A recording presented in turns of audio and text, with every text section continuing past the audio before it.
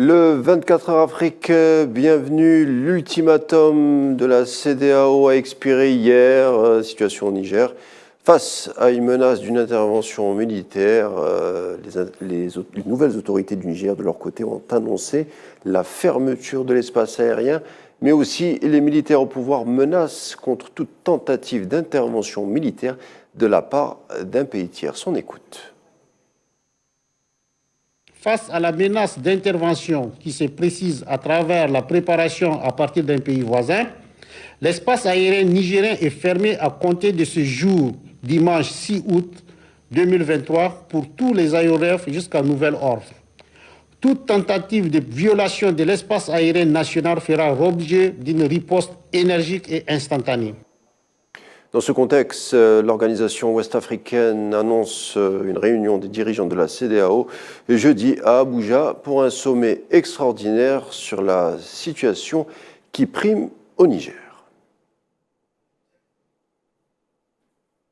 Bamako annonce avoir annoncé l'envoi à Niamey d'une délégation rejointe par le Burkina Faso et conduite par le ministre malien Abdoulaye Maïga. Ces deux pays membres de la CEDEAO ont averti il y a une semaine que toute intervention militaire contre le Niger serait considérée comme une déclaration envers eux.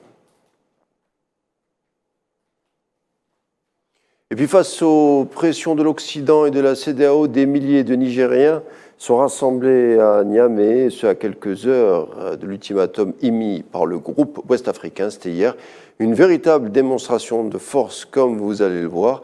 Compte rendu signé Mohamed Wali Ben Chaban. À quelques heures avant l'expiration de l'ultimatum de la CEDEAO, des partisans du Conseil militaire se sont rassemblés dans un stade de Niamey pour soutenir le coup d'État, même si la pression de la communauté internationale s'accentue pour rétablir le président démocratiquement élu, Mohamed Bazoum, dans ses fonctions.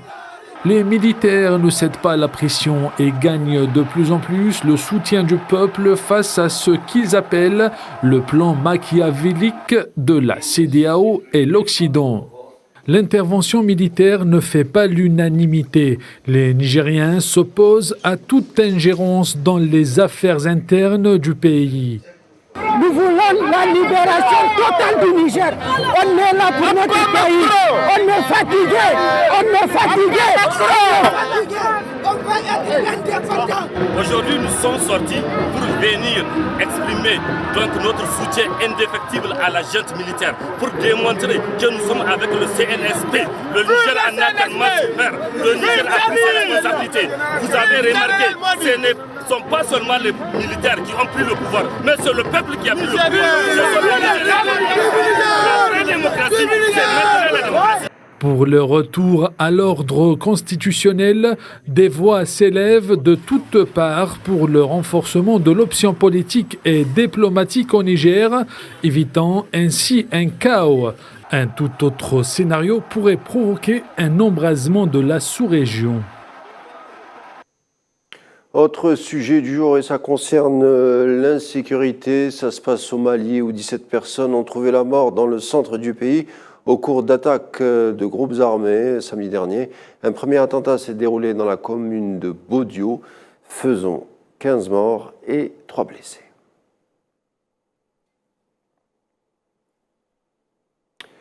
Commémoration, il y a 25 ans, l'Afrique de l'Est était frappée par la terreur. Le 7 août 1998, des camions piégés ont ciblé simultanément les ambassades américaines à Nairobi au Kenya et Dar es Salaam en Tanzanie.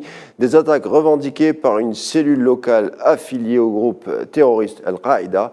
Bilan macabre, 224 morts et plus de 4000 blessés. Les survivants et les familles des victimes de l'attentat se sont rassemblés à Nairobi pour demander réparation aux autorités américaines à l'occasion du 25e anniversaire de l'attentat. Un triste souvenir qui refait surface pour les familles des victimes.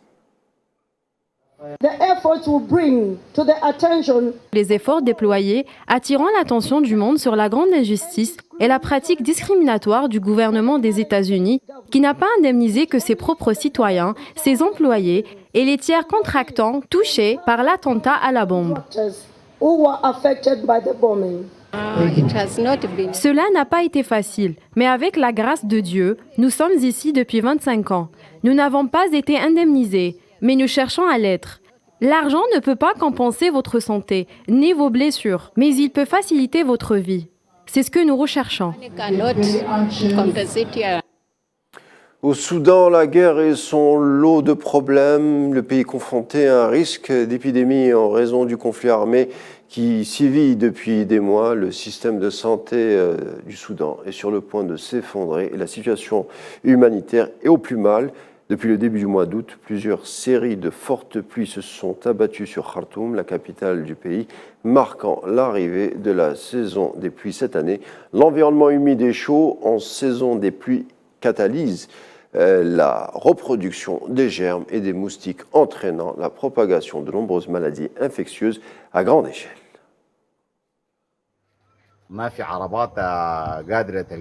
Pour des raisons de sécurité, les camions de ramassage d'ordures ne peuvent pas entrer dans de nombreuses zones et ne peuvent pas transporter les ordures dans la rue jusqu'au centre d'enfouissement. Après l'entrée dans la saison des pluies, des maladies infectieuses transportées par des moustiques conduiront à des catastrophes plus graves que des conflits. Nous avons perdu la chaîne d'approvisionnement des médicaments et c'est tout ce qu'on a en stock. Presque tous les médicaments à usage quotidien sont en pénurie. Les gens vivent dans un enfer. Si quelqu'un tombe malade, il est difficile de le soigner. La nourriture est presque en rupture de stock. Parlons de politique en Libye. Le Premier ministre Abdelhamid Dbibah s'est entretenu avec le représentant spécial du secrétaire général des Nations Unies, Abdoulaye Bathily. Les deux parties ont évoqué le dossier électoral ainsi que les derniers développements politiques dans le pays. Bathily a mis en avant sa récente tournée dans les différentes villes libyennes où il a eu à discuter avec les différents acteurs politiques de l'organisation d'élections qui devraient être tenues avant la fin de l'année en cours. De son côté, Dbibah a réaffirmé la volonté de son gouvernement à aller vers des élections justes.